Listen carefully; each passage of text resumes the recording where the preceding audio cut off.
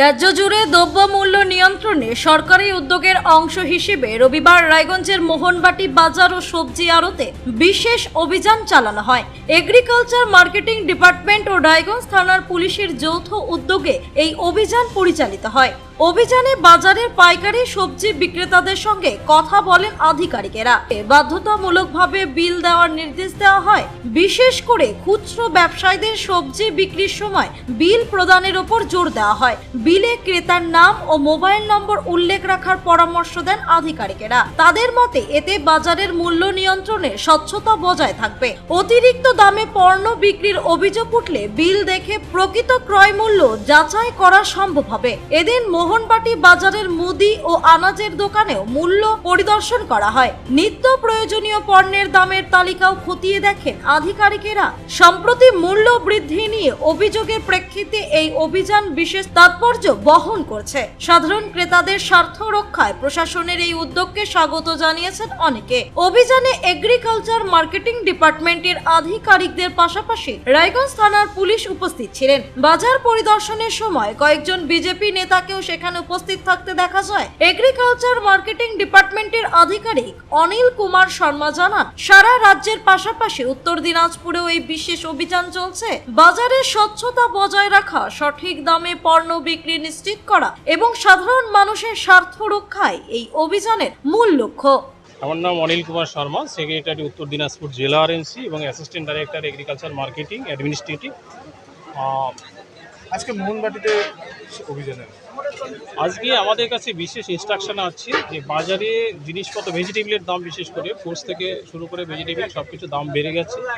এবার এইটা অস্বাভাবিক হারে বেড়ে যাওয়াতে গভর্নমেন্টরা সিদ্ধান্ত নিয়েছি যে আমরা টাস্ক ফোর্স, আমরা পুলিশ প্রশাসন আছে, আমরা প্রতিটি দোকানে দোকানে গেলাম এবং সেখানে গিয়ে মেইনলি আমরা দেখতে পেলাম যে হোলসেলে যে রেটটা আছে তার থেকে রিটেলের রেটটা অনেক ডিফারেন্স হয়।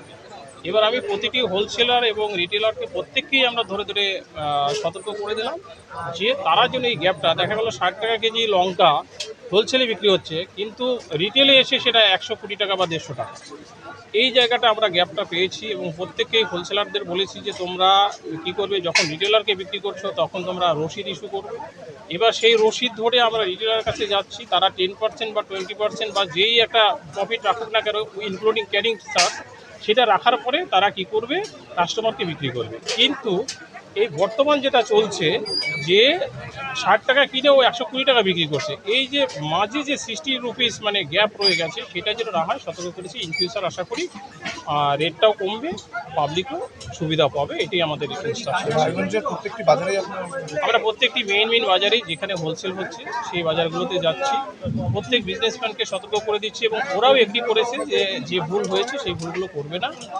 ইন ফিউচার আমি কাস্টমারদেরও আবার একটু রিকোয়েস্ট করব যে কাস্টমাররা যখন মার্কেট করতে আসবে, বাজার করতে আসবে, ভেজিটেবল কিনবে বা কিনবে, ওরা 2টা বা 3টা দোকান যেন ক্রস চেক করে নেয়। আমাদেরও যেমন দায়িত্ব আছে যে বেশি দাম নিচ্ছে কিনা বা কম দাম নিচ্ছে কিনা বা ন্যায্য দাম নিচ্ছে কিনা, সেটা আমরাও দেখে যাচ্ছি।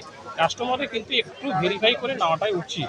অনেক দোকানদার আছে, আসলো ও হয়তো 100 টাকা কেজি চেয়েছে, সঙ্গে সঙ্গে নিয়ে নিয়েছে, অথচ দেখা গেলো 1 ফুট দূরে যে আর একটা দোকানদার আছে, সেই দোকানদার দেখা গেলো ওটা 80 টাকা কেজি বিক্রি করছে, এক দোকান 100 টাকা বিক্রি করছে। এই যে গ্যাপটা, একটু যদি আমরা কাস্টমারও সচেতন থাকি তাহলে কিন্তু বিজনেসম্যানরা এই যে অন্যায্য দাম বা অধিক দাম সেটা নিতে পারবে। এই অভিযান কি লাগাতার চলবে। আমাদের রুটিন মাফিক আসবো, আজকে সতর্ক করলাম, নেক্সটে আবার আমরা আসবো, আবার যদি সেখানে গ্যাপ পাই তাহলে আজকে গভর্নমেন্ট রুলস যা আছে সেটাই ফলো হবে। আজকে আপনারা বললেন এবং এরপরে যদি কোনো ত্রুটি পান সেই ক্ষেত্রে কী পদক্ষেপ হবে? সেটা আমাদের অ্যাজ পার গভর্নমেন্ট রুলস যা আছে সেটাই আমরা ফলো করব। রায়গঞ্জ থেকে রামকৃষ্ণ দাসের রিপোর্ট, কুলিক নিউজ।